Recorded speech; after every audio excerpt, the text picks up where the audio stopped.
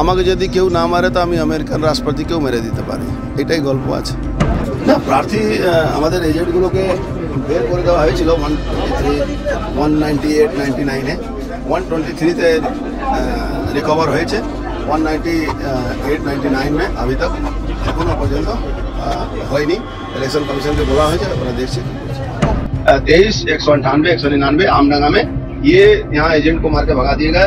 98 में पैरामिलिट्री नहीं है और 123 में पैरामिलिट्री की उपस्थिति में एजेंट का फॉर्म फाड़ दिया गया है, जो टर्मिनल लेटर होता है।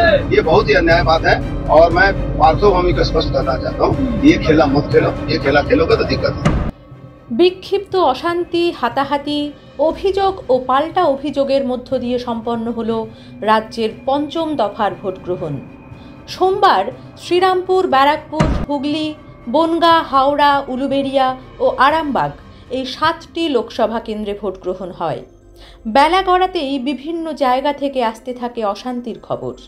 ব্যারাকপুর, হাওড়া, শ্রীরামপুর, বনগাঁর বিভিন্ন ভোট কেন্দ্র থেকে নানা অভিযোগ সামনে আসে।